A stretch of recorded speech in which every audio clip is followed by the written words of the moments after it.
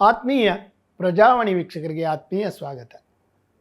ಈ ಪರಾಭವ ನಾಮ ಸಂವತ್ಸರದ ಯುಗಾದಿ ಭವಿಷ್ಯವನ್ನು ತಿಳಿಯೋಣ.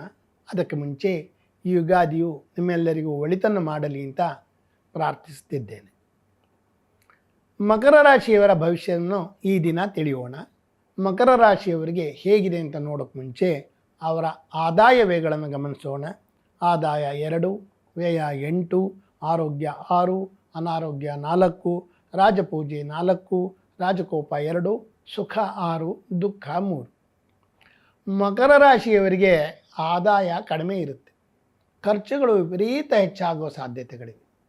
ಆದ್ದರಿಂದ ಆ ಬಗ್ಗೆ ಸರಿಯಾಗಿ ಗಮನ ಇಟ್ಟು ಹಣದ ಹಿಡಿತವನ್ನು ಸಾಧಿಸಿರಿ. ಆರೋಗ್ಯ ಚೆನ್ನಾಗಿದ್ದು ಅನಾರೋಗ್ಯ ಕಡಿಮೆ ಇರುತ್ತೆ, ಏನು ತೊಂದರೆ ಇರಲ್ಲ.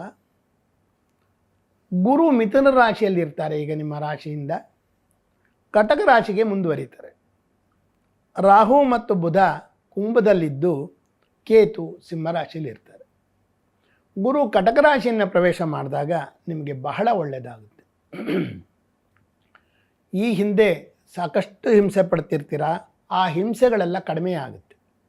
ಇದು ಉದ್ಯೋಗದಲ್ಲಿರ್ಬೋದು, ಕುಟುಂಬದಲ್ಲಿರ್ಬೋದು, ಬಂಧುಗಳಲ್ಲಿರ್ಬೋದು. ಈ ಎಲ್ಲ ಹಿಂಸೆಗಳು ನಿಮಗೆ ಕಡಿಮೆ ಆಗುತ್ತೆ. ಹಣಕ್ಕಾಗಿ ಕಷ್ಟಪಡ್ತಿದ್ದವ್ರಿಗೆ ಉತ್ತಮ ಧನ ಸಂಪಾದನೆ ಆಗುತ್ತೆ. ಅವಿವಾಹಿತರಿಗೆ ವಿವಾಹ ಸಂಬಂಧಗಳು ಒದಗಿ ಬರುತ್ತೆ. ವಕ್ರೀಶನಿಯಿಂದ ಸ್ವಲ್ಪ ತೊಂದರೆಗಳಿದ್ದರೂ ಸಹ ಹಾನಿ ಖಂಡಿತ ಇಲ್ಲ, ಅನುಕೂಲಗಳೇ ಆಗುತ್ತೆ. ನಿಮ್ಮ ಕೆಲಸ ಕಾರ್ಯಗಳಲ್ಲಿ ಸ್ವಲ್ಪ ನಿಧಾನ ಆಗ್ಬೋದು ಅಷ್ಟೇ ಹೊರತು ಕೆಲಸ ಕಾರ್ಯಗಳು ಎಂದು ನಿಲ್ಲಲ್ಲ. ಸ್ವಲ್ಪ ಅಪವಾದಗಳು ಬರುವ ಸಾಧ್ಯತೆಗಳಿವೆ. ಆದ್ದರಿಂದ ನಿಮ್ಮ ವೃತ್ತಿಯಲ್ಲಾಗಲಿ, ಬಂಧುಗಳ ಜೊತೆಯಲ್ಲಾಗಲಿ, ಸ್ನೇಹಿತರ ಜೊತೆಯಲ್ಲಾಗಲಿ ಮಾತನಾಡುವಾಗ ಎಚ್ಚರವಿರಲಿ. ಹಿತಶತ್ರುಗಳ ತೊಂದರೆ ಇರುತ್ತೆ. ಉದ್ಯೋಗದಲ್ಲಿ ದೊಡ್ಡ ಬದಲಾವಣೆಯಾಗಿ ಸ್ಥಾನಮಾನ ದೊರಕುವ ಸಾಧ್ಯತೆ ಇರುತ್ತೆ. ಬಹಳ ದಿನದಿಂದ ದುಡಿತಾ ಇರ್ತಾರೆ, ಅವ್ರಿಗೆ ಅಪೇಕ್ಷಿಸಿದ ಸ್ಥಾನ ಸಿಗ್ತಾ ಇರಲ್ಲ. ಆ ಒಂದು ಸಾಧ್ಯತೆಗಳು ಇವಾಗ ಇದೆ. ಆರ್ಥಿಕ ಸ್ಥಿತಿ ಉತ್ತಮಗೊಂಡು ಹಳೆಯ ಸಾಲಗಳನ್ನು ತೀರಿಸ್ಬೋದು. ಅಂದರೆ ಆರ್ಥಿಕ ಸ್ಥಿತಿ ಉತ್ತಮಗೊಂಡು ಅಂದರೆ ಗುರು ಕಟಕ ರಾಶಿಗೆ ಬಂದಾಗ ನಿಮಗೆ ಹಣದ ಹರಿವು ಬರುತ್ತೆ. ಆವಾಗ ನಿಮ್ಮ ಸಾಲ ಸೋಲುಗಳನ್ನೆಲ್ಲ ನಿವಾರಣೆ ಮಾಡ್ಕೋಬಹುದು. ವ್ಯವಹಾರ ಉತ್ತಮಗೊಂಡು ಲಾಭಗಳು ಬರುತ್ತವೆ.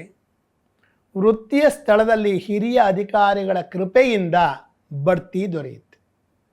ಹಿರಿಯ ಅಧಿಕಾರಿಗಳು ಮನಸ್ಸು ಮಾಡಿ ನಿಮಗೊಂದು ಪ್ರಮೋಷನ್ ಕೊಡಿಸೋಕ್ಕೆ ಸಾಧ್ಯತೆ ಇದೆ.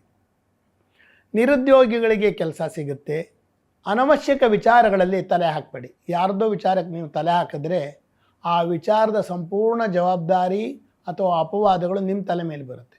ಆದ್ದರಿಂದ ಸಂಬಂಧಪಡದ ವಿಚಾರದಲ್ಲಿ ತಲೆ ಹಾಕೋಕ್ಕೆ ಹೋಗಲೇಬೇಡಿ. ಶತ್ರುಗಳ ವಿರುದ್ಧ ಜಯ ಖಂಡಿತ ದೊರೆಯುತ್ತೆ. ಶುಭ ಕಾರ್ಯಗಳಿಗಾಗಿ ಹೆಚ್ಚು ಹಣ ಖರ್ಚಾಗುತ್ತೆ. ಈ ಖರ್ಚಿನಲ್ಲಿ ಹೆಚ್ಚು ಹಣ ಶುಭ ಕಾರ್ಯಕ್ಕೆ ಹೋಗುತ್ತೆ. ಕೃಷಿಗಳಿಗೆ ಹೆಚ್ಚು ಹಣ ಖರ್ಚು ಮಾಡಿದ್ರೂ ಸ್ವಲ್ಪ ಆದಾಯ ವಾಪಸ್ ಬರುತ್ತೆ. ಯಾವುದೇ ಕೆಲಸಕ್ಕಾಗಲಿ ಪರಾವಲಂಬನೆ ಬೇಡ. ಅಂದರೆ ಅವ್ರ ಜೊತೆನೇ ಮಾಡಬೇಕು, ಅವರಿದ್ದರೆ ಮಾಡಬೇಕು, ಅವ್ರು ಹೇಳ್ದಾಗ ಮಾಡಬೇಕು, ಈ ಥರ ಬೇಡ. ನಿಮ್ಮ ವೈಯಕ್ತಿಕ ವಿಚಾರ, ನಿಮ್ಮ ವೈಯಕ್ತಿಕ ಧಾರ್ಷ್ಟ್ಯತೆಯಿಂದ ಕೆಲಸ ಕಾರ್ಯಗಳನ್ನು ಮಾಡಿ. ಪಾಲುದಾರಿಕೆ ವ್ಯವಹಾರಗಳಲ್ಲಿ ಎಚ್ಚರವಾಗಿರಿ. ಯಾಕೆಂದರೆ ನಿಮ್ಮ ಬರಬೇಕಾದ ಆದಾಯವನ್ನು ಮೋಸ ಮಾಡಬಹುದು ಜನರು. ಆದ್ದರಿಂದ ಪಾಲುದಾರಿಕೆ ವ್ಯವಹಾರಗಳಲ್ಲಿ ಸ್ವಲ್ಪ ಎಚ್ಚರವಾಗಿದ್ದು ವ್ಯವಹಾರದ ಬಗ್ಗೆ ಗಮನ ಇಟ್ಟುಕೊಂಡಿರಿ. ಹೊಸ ಹೂಡಿಕೆ ಮಾಡುವಾಗ ಸರಿಯಾಗಿ ತಿಳಿದು ಮಾಡಿ. ಇನ್ನೂ ಹೆಚ್ಚಿನ ಒಳಿತಿಗಾಗಿ ಗೋವಿಂದನ ಧ್ಯಾನ, ಈಶ್ವರನ ಧ್ಯಾನ ಮಾಡಿರಿ. ಹಾಗೂ ಶನೇಶ್ವರನ ಧ್ಯಾನ ಮಾಡೋದು ಬಹಳ ಉತ್ತಮ. ಇಷ್ಟೆಲ್ಲ ಆದರೂ ಸಹ ನಿಮ್ಮ ಜನ್ಮಜಾತಗಳನ್ನು ಪರಿಶೀಲನೆ ಮಾಡಿಕೊಳ್ಳಿ. ಅದರಲ್ಲಿರ್ತಕ್ಕಂಥ ದಶಾಭುಕ್ತಿಗಳು ನಿಮ್ಮ ಒಳಿತು ಕೆಡುಕುಗಳಿಗೆ ಹೆಚ್ಚು ಸಹಕಾರವನ್ನು ಕೊಡುತ್ತೆ. ಈಗ ಈ ಮಕರ ರಾಶಿಯ ಪ್ರಜಾವಾಣಿ ವೀಕ್ಷಕರಿಗೆ ಒಳಿತನ್ನು ಮಾಡಲಿ ಅಂತ ಕೇಳ್ತಾ ಈ ಮಕರ ರಾಶಿಯ ಭವಿಷ್ಯವನ್ನು ಸಮಾಪ್ತಿ ಮಾಡ್ತಾ ಇದ್ದೇನೆ.